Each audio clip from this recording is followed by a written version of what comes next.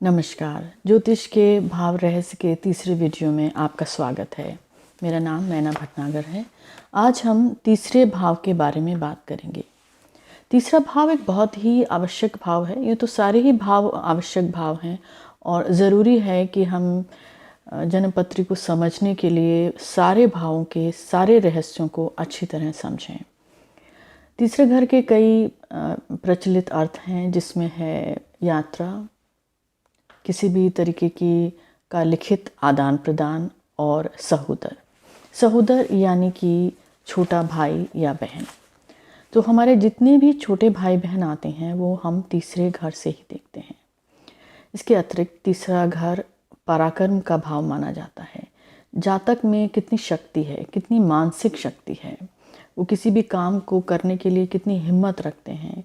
जैसे किसी भी परीक्षा को देने के लिए कंपटीशन में ज़्यादातर लोग कई बार एक बार में पास कर लेते हैं, कई बार लोग डर जाते हैं, कई बार लोग 2-3 बार कोशिश करते हैं फिर सफल होते हैं। ये सब चीज़ें हम तीसरे घर से देखते हैं।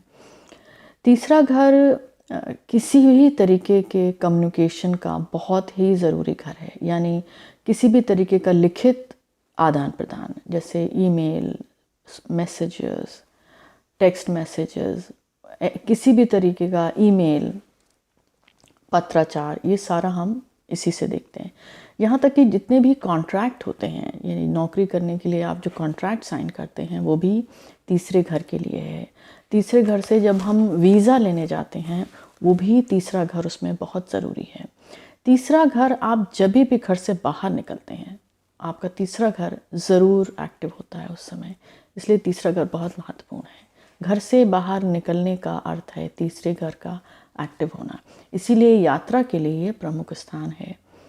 वैसे तो इसके कारक बुध हैं और बुध जो हैं वो सारा किसी भी तरीके का लिखित, पढ़त और कम्युनिकेशन, रीडिंग, राइटिंग, इन सब चीज़ों के मालिक हैं। इसके अतिरिक्त तीसरा घर धन की वृद्धि का घर है, हमारे हिम्मत पराक्रम का घर है, हमारी मानसिक सोच का भी घर है कि हमारी मानसिक शक्ति कितनी सुदृढ़ है। तीसरा घर माँ की विदेश यात्रा का प्रमुख स्थान है, यह उनकी आयु की हानि का भी स्थान है। तीसरा घर बच्चे के, खासकर संतान का सहयोगी घर है।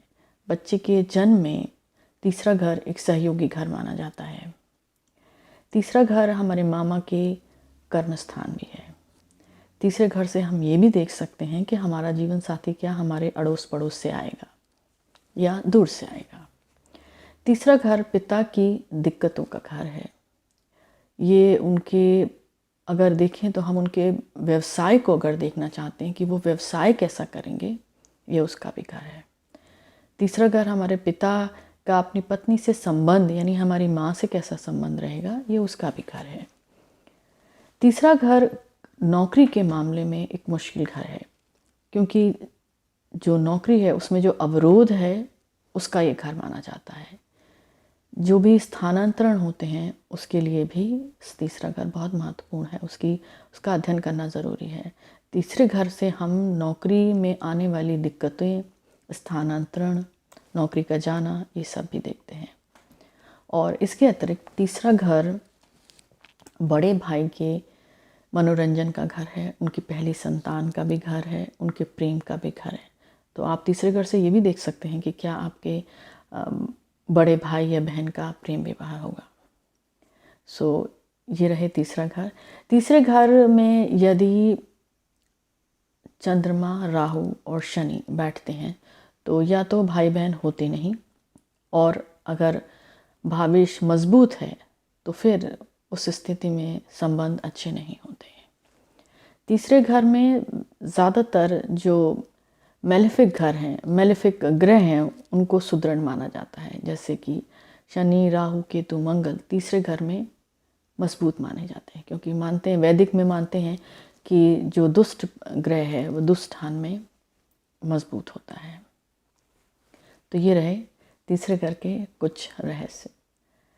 देखने और सुनने के लिए धन्यवाद। कृपया नीचे दिए लिंक पर लाइक करें और सब्सक्राइब करें। धन्यवाद। नमस्कार।